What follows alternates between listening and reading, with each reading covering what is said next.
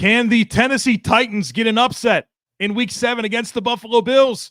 We're going to break that down for you here today on the Locked On Podcast Network.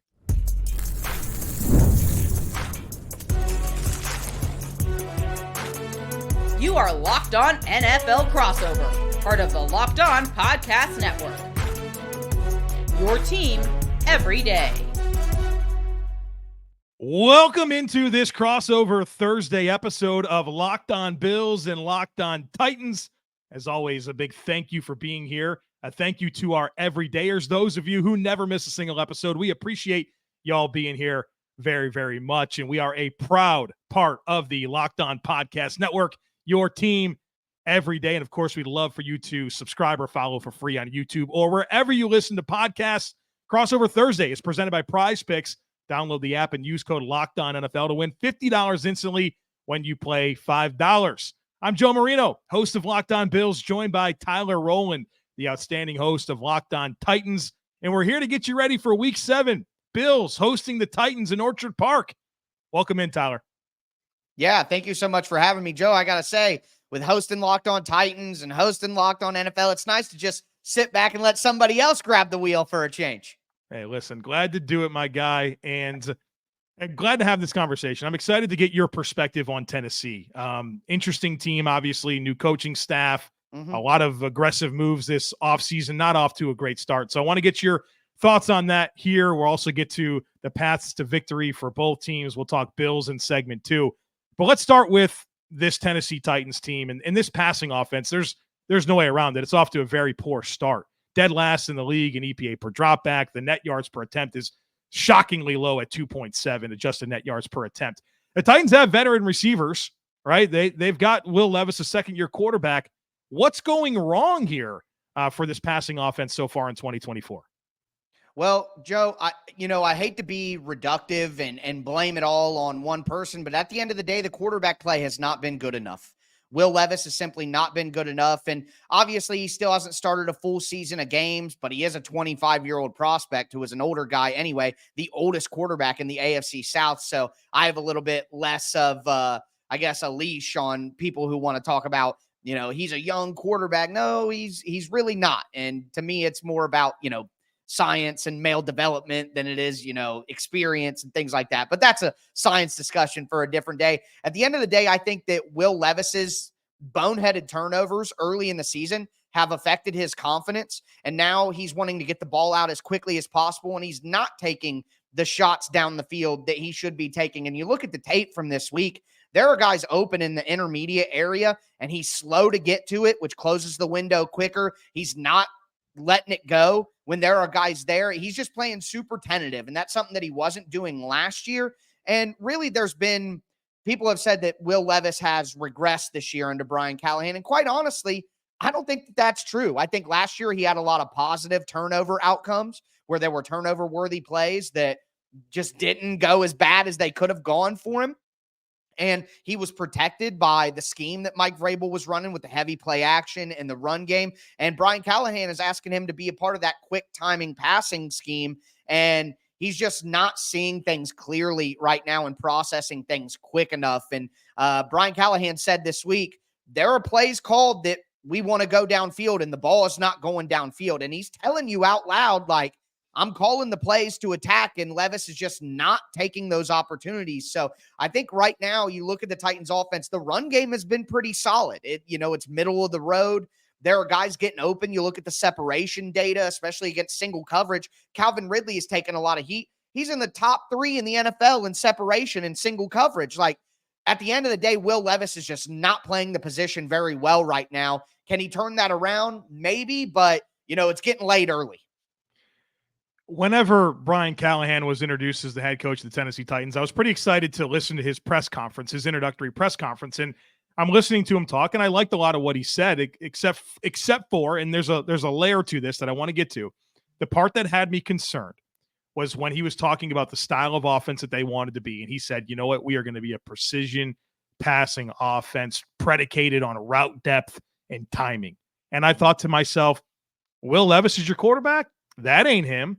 And I just thought it was a very bad fit for Will Levis in terms of scheme. And yeah, I Mhm. think there's probably better schemes for Will Levis, but this is what Brian Callahan wants to be. And so on Locked On NFL Scouting, the other podcast that I host as part of the Locked On Podcast Network, I had a bold bet for the Titans this year that said, I predict that at some point in the 2024 season, that Will Levis is going to be benched by choice and that Mason Rudolph will start a game. And Titans fans didn't like when I said that. There was a lot of pushback, and I mean, honestly, I think if they had the opportunity to burn my house down, they probably would, based on the feedback that I got. But I'm not here to spike the ball, right? I'm not here to spike the ball, but I think those concerns were very real. Do you think this is a situation where the scheme fit is just so bad for Will Levis, who's not a timing player? He's an action figure that can run and do all these dynamic things. You want him to play with some creativity as a playmaker. You don't ask him to hit his back foot and get the ball out. Can we salvage this? Is Brian Callahan putting Will Levis in the right opportunities to unlock the best parts of his game? I would say yes and no. I think you're 100% right that the timing based, precision based passing game is not going to go to Will Levis's strengths, but I feel like Will Levis has to thread the needle there of he has to be able to do some of that to win at this level. Like he's not the creator and the playmaker that like Josh Allen is, who a lot of people wanted to compare him to, which I think is absurd at the end of the day. Like he doesn't have that sort of intuition. He doesn't have that natural quarterback feel to him where he can play make and make good decisions in those situations. I always say that Will Levis plays quarterback like a linebacker who was taught to play quarterback. That's the way. He has no feel, no instincts in the pocket. So I think that it would be better for him to play the way that you described. But at some point in time, you have to be able to play a little bit of the other style too. And maybe Brian Callahan is asking too much of that. But if Will Levis is completely incapable of adapting some of that into his game, then he's never going to be the level of quarterback that he has to be to win at this level. So in that battle of, go with Callahan's scheme, do what's best for Will Levis, I don't think that Will Levis is a good enough prospect to go completely away. I trust Brian Callahan more than Will Levis is what I'm trying to say. Yep. So if it goes to, hey, Will Levis cannot adapt to these things, I would rather get rid of Will Levis and get someone who that is more natural to them and follow Brian Callahan down the path. I would rather hold Brian Callahan's hand and walk down the path than hold Will Levis's going forward. Well, that's the beauty of having a second round pick invested in him and not a first, is you're not overly tied there. Let's move away from Will Levis. I know that's obviously a big talking point with the Tennessee Titans, but I'm curious to get your thoughts on this offensive line. A lot of young players, a lot of recent high picks, J.C. Latham, Peter Skoronski. They gave money to Lloyd Cushenberry to come over and be the center. Obviously, everyone's excited about Bill Callahan being the offensive line coach, and of course, the free agent pickup of Tony Pollard. Talking about this offensive line and this run game. I think they're really coming together. J.C. Latham outside of week one against Darrell Taylor, who, is a good athlete. I think Latham struggles more against speed guys. I think that was something that people expected coming out of college. Mm-hmm. But Latham has been, pretty solid the last few weeks. The Titans are pretty good in the run game as well, especially on that left-hand side.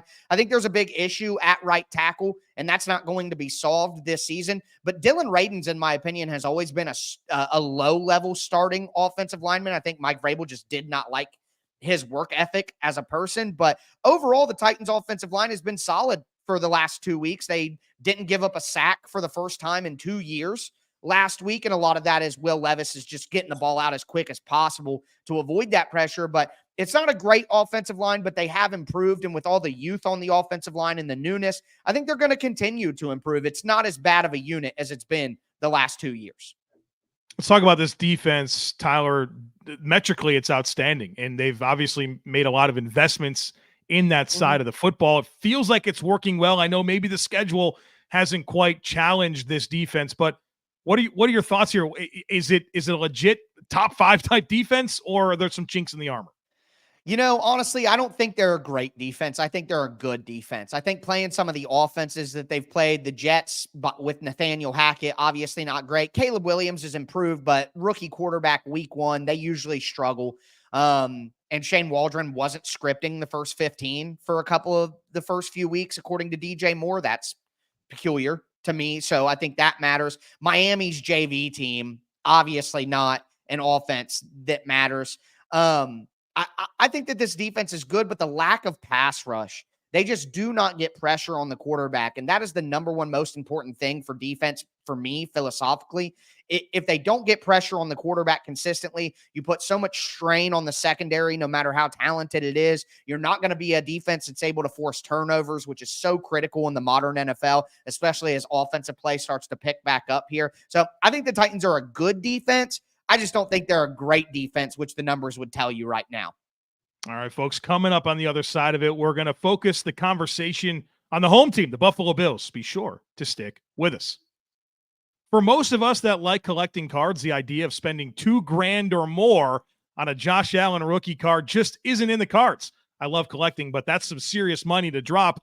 Thanks to slab packs from arenaclub.com, now it's possible to score gem mints for a fraction of the retail price. Arena Club is the only repack that provides real value, a complete view of all possible cards, and clear hit rates for each one. Arena Club slab packs are revolutionizing the repack game with transparency. After your polls are revealed, they'll immediately be placed in your showroom for safekeeping, selling, trading, or auction. The Arena Club grading process is accurate, fast, and transparent, with a full grade rationale provided and explanation of how your card was scored. Whether you're buying, selling, trading, or displaying, Arena Club is the card collecting platform you've got to check out. So right now, folks, check it out. You can get 10% off your first slab pack or card purchase by going to arenaclub.com/LockedOnNFL and use code LockedOnNFL. That's arenaclub.com/LockedOnNFL and use code LockedOnNFL for 10% off your purchase. Folks, purchasing tickets, it can be stressful, but it doesn't have to be. And it isn't if you have the Game Time app. Game Time is the fast and easy way to purchase tickets for all the sports, music, comedy, and theater events near you. I love the app, man. It's awesome. It's easy to navigate. You can get flash deals. They'll give you a picture from your seat so you know exactly what to expect. You can turn on the all-in prices, which I love. There's no surprise fees coming to you at the end. And plus, they specialize in last-minute ticket specials. Look, all these concerts are being announced right now for like next year. I don't know if I can go, but on Game Time, I can make that purchase decision right up into the day of the event and get a great deal. So check it out. Take the guesswork out of buying tickets with Game Time. Download the Game Time app, create an account, and use code LockedOnNFL for $20 off your first purchase. Terms apply. Again, create an account and redeem code LockedOnNFL. That's LOCKEDONNFL for $20 off. Download Game Time today. What time is it? It's game time. All right, Joe? Crossover Thursday continues. Tyler, the floor is yours, my friend.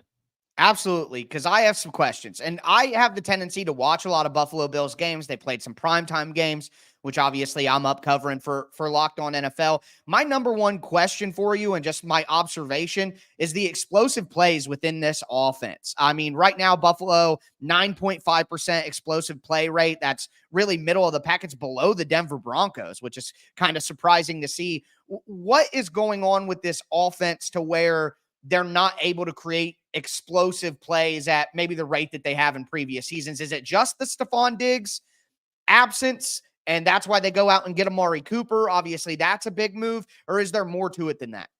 Yeah, it's a good question, Tyler. And I think the Stephon Diggs is part of that equation, but it's the transition, right? It's the newness around Josh Allen, where the only receiver on this team entering the season that's ever played in a game with Josh Allen was Khalil Shakir. Everyone else is new. And you have Joe Brady in his first year as the offensive play caller, obviously the interim label last year, but certainly implementing his new scheme. You've got a couple of new spots on the offensive line, a new running back to incorporate. And so I think he just had a lot of new around Josh Allen. And part of the challenge with getting explosive plays is being able to win down the field. And the Bills just didn't have a lot of verticality with the weapons that they have at their disposal. In fact, I think most of their explosive plays down the field have been rail routes to running backs, Ray Davis and James Cook, and even trying to get Curtis Samuel going on some of that stuff as a guy lined up out of the backfield. And so they have not been able to consistently beat man coverage on the perimeter, which I think is a big reason why they went out and traded for Amari Cooper. So it's a matter of it all coming together. And you know, the down the field throws are the ones that take the longest to develop that chemistry. And I feel like you're watching Josh Allen with weapons that, quite frankly, at times it looks like they're in their fifth or sixth game together. Yeah, that makes a lot of sense. And I know that Keon Coleman, while, you know, some liked Keon Coleman. There were some concerns about his ability to separate. So it makes sense that maybe that's something that they're struggling with. In the ground game, though, at least in my opinion, this seems like one of the better offensive lines that the Bills have had during the Josh Allen era. Would you say that that's the case? And even if that is the case, are there any weaknesses on that offensive line that you think the Titans defensive line could exploit?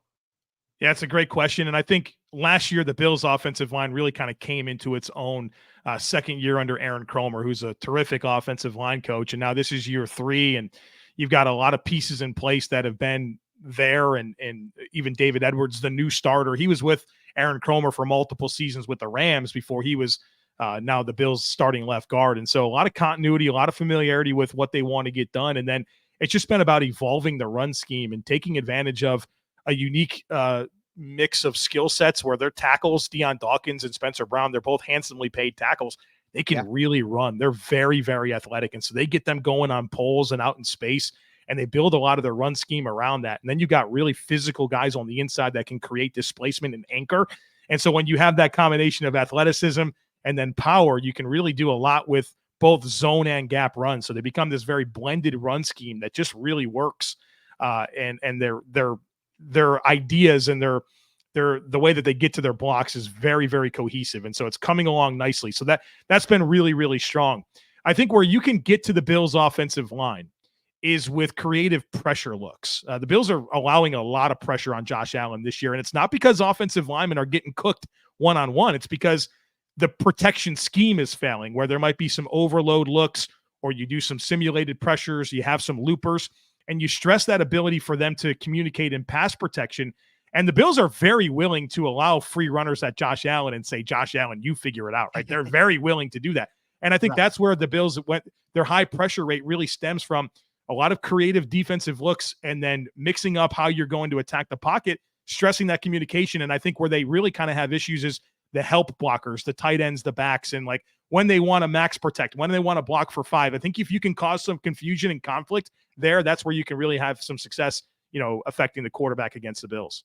Well, I think that's what Denard Wilson is good at as well on defense. So it'll be interesting to see exactly. The Titans haven't quite blitzed as much as I thought that they would. And that probably has to do with the schedule that they've played so far, but will be interesting how they do that here. This is the first elite quarterback that they're going to go up against. So can't wait.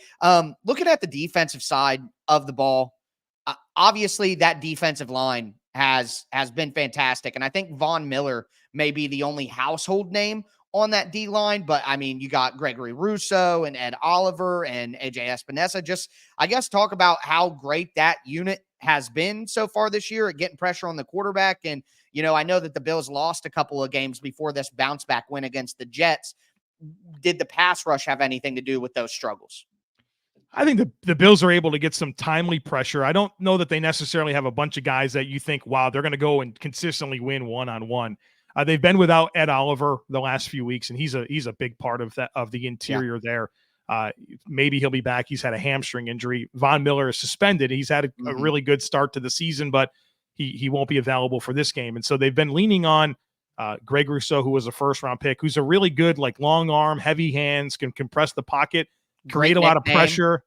Yeah, I accidentally hit that. I love that. Groot. Yeah, and but is he a sack artist? I don't know if that's really the case. Dwan Smoot, a good rotational inside-outside guy that I'm sure you're familiar with his time in Jacksonville. And Epinesa is a nice, heavy hands. He had a couple. He beat Tyron Smith twice on Monday night. So, it's not necessarily that there's one guy that's going to be, okay, this is your problem. It's probably the sum of all of it that kind of makes it difficult. And they're a pretty disciplined rush group that really does a good job of cage rushing and creating pressure from multiple angles to kind of just keep that quarterback at their spot and see if you can't get to them. So they're a good pressure team.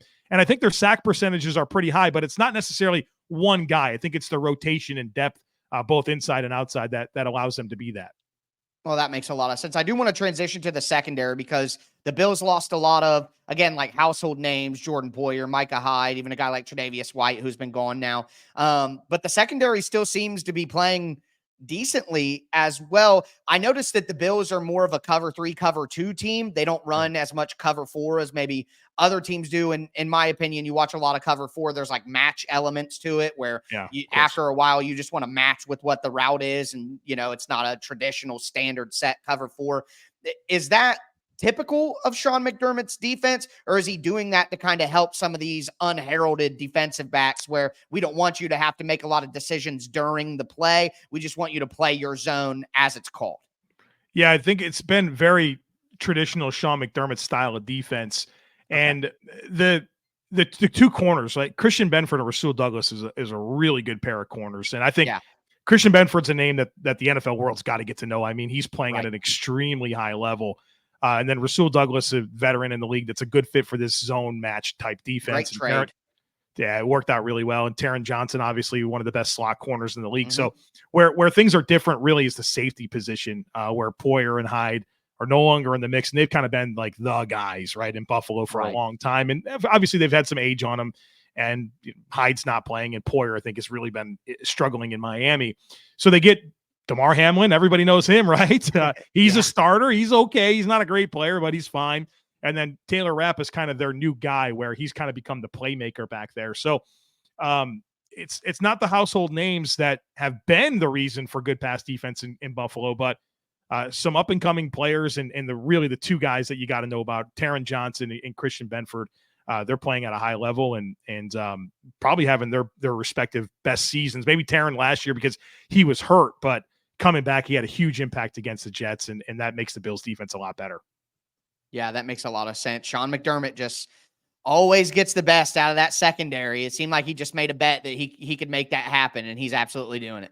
He's made a career out of it, whether it's been Josh Norman in Carolina or some of those guys in Philly. He's really good with coaching the defensive backfield. All right, folks, on the other side of it, we're going to focus in on what each team needs to do to get a dub on Sunday. Be sure to stick with us. Hey, NFL fans, you can start the season with a big return on FanDuel, America's #1 sportsbook. So when you get a hunch in the middle of the game, you can check out the latest stats, view live play-by-play, and so much more on the same page where you place your bets. Tyler, I've really had fun on FanDuel with the in-game betting. Like, you can bet live. And so, like, I'll be watching the Bills game and they'll say, okay, on the next drive, will this player catch a pass? Or like, what will the result of the drive be? And I've been racking up pretty good. It's been fun. And I love the props, like being able to know these teams and then think, okay, like over under 3.5 catches or the receiving yards and kind of parlaying that together. Having a lot of fun over on FanDuel. And the layout is really cool because you can see all of that data in the same place where you place the bet, as I just said. So check it out. And they got a great deal for you here. This is incredible. You'll get started with $200 in bonus bets guaranteed when you place your first $5 bet. Check it out, folks. That's FanDuel.com to download America's #1 sportsbook. Crossover Thursday is presented by Prize Picks. Go to prizepicks.com/LockedOnNFL and use code LockedOnNFL to win $50 instantly when you play $5. I'm Joe Marino, host of Locked On Bills, joined by Tyler Rowland, the host of Locked On Titans. And it's time to talk about the path to victory for each side of the equation. Tyler, the Tennessee Titans come into Orchard Park, pretty heavy underdogs. What do they got to do? What do they got to do to get this win? Well, I think #1, they have to run the football with success. If they don't do that, then they're going to put too much pressure on Will Levis, and he's not playing his best football. I think #2, they have to contain Josh Allen in the pocket. Going back to that game against Houston, watching Allen kind of struggle with some accuracy at times. I think you don't want to let Josh Allen out of the pocket and let him play make and do what he does so well naturally. I think you hem him in the pocket and make him kind of 10, 12 play drives, be accurate, be consistent over and over and over again, all the way down the field and hope for a mistake. And at the end of the day, the Titans got to pray. Like the Buffalo Bills are just a lot better football team. And I say pray tongue in cheek, of course, but really the third thing is they got to force turnovers. The only way that the turnovers are the great equalizer in football. A team can upset another team if they win the turnover battle. So if the Titans are able to force, 2 or 3 turnovers and protect the ball on their end, they're going to set themselves up with short fields. They're going to take away scoring opportunity from the Bills, who are probably going to drive the ball down the field with more consistency. So for me, if the Titans run the football, they contain Josh Allen in the pocket and make him play with precision and accuracy consistently, and then ultimately win the turnover battle by a significant margin, they'll be able to pull off a big upset, which the Titans and Bills have played some tight games. The Titans have pulled some upsets on the Bills in recent years, but that last matchup did not go that way, and this is a different Titans team. So I think if they do those three things, they give themselves a chance, but I think it's quite an uphill battle for the Titans to win this one. No, the Bills will be excited to get back home. They just finished a 3 game stretch of all road games at Houston, at Baltimore, at the Jets. This is their first home game in a while, and so I'm sure they'll be quite excited to be back in Orchard Park. And you mentioned turnovers. I agree with you that the Titans are going to need some things to go their way to get this win.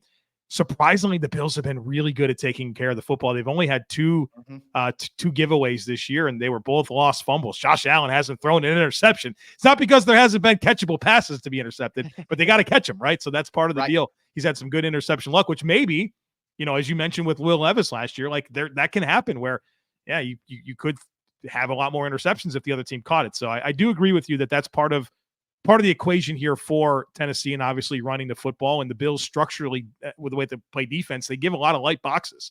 They're very much focused on taking away explosives down the field, and they'll give you light boxes. They gave the Jets 76% light boxes, 6 or fewer. They did the same thing with Baltimore, Tyler. So the ground game could be there. It's about can you finish drives, and so it'll be fun to kind of see how that plays itself out. As I'm sure this Titans team's looking to find some momentum here and see if they can scratch and claw. I mean, obviously Houston looks good in that division, but I'm not sure anyone else does. So why not be the second place team and see if you can give Houston a run? From the Bills side of things, Tyler, I got 3 things written down. You mentioned earlier in our conversation the pivot, if you will, to getting the ball out of Will Levis's hands quickly, the quick passing game. I'll tell you what, that's not been something the Bills have been very good at defending. And I think this is going to be a good challenge for them. Obviously, there's good weapons here. They have good skill players in Tennessee. Tight end Chig and Pollard and 3 good receivers. Like they're good players. Give you some numbers here that might get you excited if you're a Titans fan. So far this season, the Bills are allowing 55.8% of all passing yards to come after the catch. That's the 6th highest percentage in the NFL. They're giving up a ton of yards after catch, despite the 8th lowest average depth of target.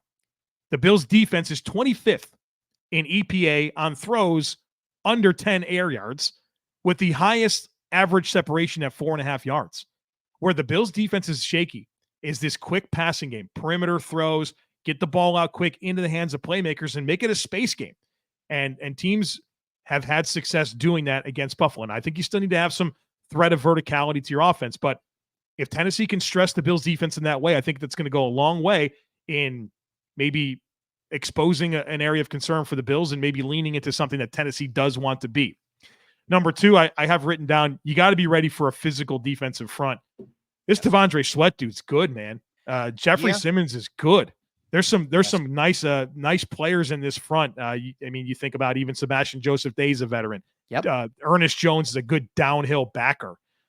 So there's some players here in this front, and defensively, I mean, all the metrics are good for Tennessee. And so, the Bills want to run the football, and I think this is a physical front that is going to be an interesting challenge, and especially a guy like Tavondre Sweat, who, to me, he's a math changer. What I mean by that is he changed. Like you talk about playing light boxes, it's never a light box when Tavondre Sweat's in there, right? Correct. That guy's an animal, a really good-looking young player.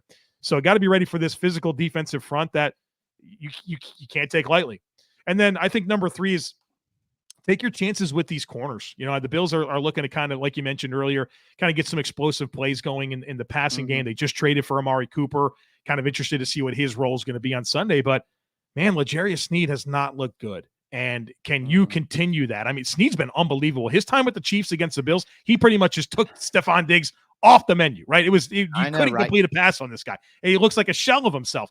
Well, you might want to try that out. And I'll tell you what, Jarvis Brownlee, I'm a big fan of him. He's still a rookie, right? You might want to try that out. So you have some opportunities here in the passing game that I think as you're trying to get your perimeter threats going, you might have some good opportunities to test that out and see if you can get some chemistry established with Josh Allen and really his brand new wide receiver core that continues to be brand new.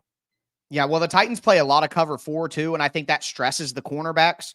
You got to be able to play your side. You know what I mean? And you got to stay with them vertically. And it just requires a lot of during the play processing.